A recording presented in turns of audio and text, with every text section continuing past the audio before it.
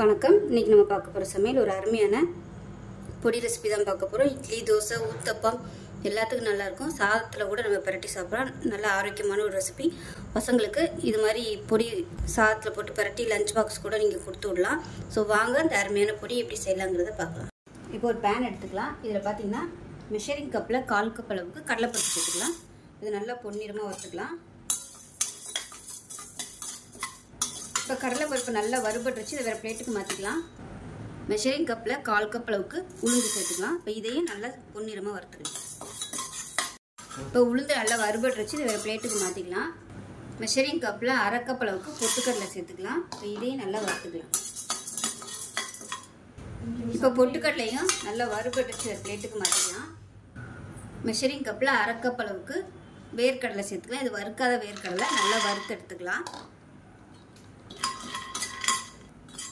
வேர்க்கடலை நல்லா வறுபட்டுருச்சு. இது தனியாக வேறு பிளேட்டுக்கு மாற்றிக்கலாம். ஏற்கனவே வறுத்ததோடு சேர்க்க வேணாம். இது வந்து நம்ம லாஸ்ட்டாக தான் போட்டு அரைக்க போகிறோம்.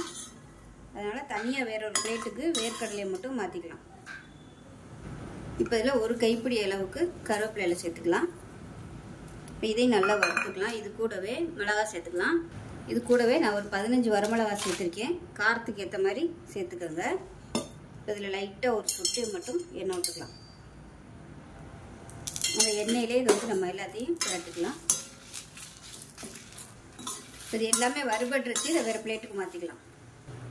இது கூடவே ஒரு 1/4 டீஸ்பூன் போல் சீரகம் லேசாக பரட்டிக்கலாம்.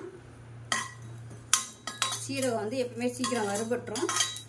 பாருங்க, போட்டோடனே இந்த சூட்டுக்கே வெடிக்க ஆரம்பிச்சிருச்சு. இப்போ இதை எடுத்துடலாம். இப்போ கடாயில் ஒரு 2 டீஸ்பூன் அளவுக்கு எண்ணெய் விட்டுக்கலாம்.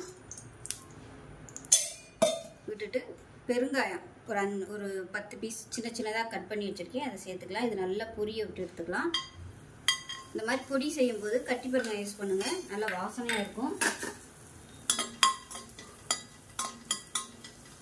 அது நல்லா பொரிஞ்சு கலர் மாதிரி வரட்டும்.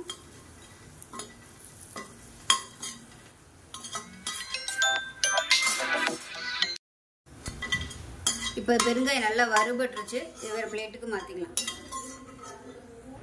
இப்போ இதில் ஒரு 5-6 பெரிய பல்லா பூண்டு எடுத்துருக்கேன். நச்சு வச்சுருக்கேன். அதை சேர்த்துக்கலாம். இது நல்லா மொறுன்னு வரணும். அந்தளவுக்கு வறுத்துக்கலாம். இப்போ பாருங்கள், பூண்டு நல்லா வறுபட்டுருச்சு. இந்த அளவுக்கு நல்லா வறுபடணும். இது வேறு பிளேட்டுக்கு மாற்றிக்கலாம். இப்போ பாருங்கள், பூண்டு வேர்க்கடலையும் வேறு பிளேட்டில் வச்சுருக்கேன். தனியாக இருக்கட்டும். இப்போ பாருங்கள், வறுத்து வச்சுருந்தது நல்லா அப்படியே மொறுன்னு வந்துருச்சு. இது அப்படியே மிக்ஸி ஜாருக்கு மாற்றிக்கலாம். வேர்க்கடலையும் பூண்டு மட்டும் தனியாக இருக்குது. ஃபஸ்ட்டு இது நம்ம அரைச்சிக்கலாம். அரைச்சிட்டு அதுக்கப்புறமா அதை லாஸ்ட்டாக சேர்த்துக்கலாம். இப்போ அரைச்சிட்டு வந்துட்டு பார்க்கலாம். இப்போ பாருங்கள், அரைச்சிட்டு வந்தாச்சு. இப்போ வேர்க்கடலையும் பூண்டும் வறுத்ததை சேர்த்துக்கலாம். வேர்க்கடலை வந்து தோல் எடுத்துகிட்டு வச்சுருக்கேன். அதை சேர்த்துக்கலாம். சேர்த்துட்டு இதையும் நல்லா அரைச்சிட்டு வந்துட்டு பார்க்கலாம். இப்போ பாருங்கள், நல்லா அரைச்சிட்டு வந்தாச்சு. ஒரு பவுலில் சேர்த்துக்கலாம்.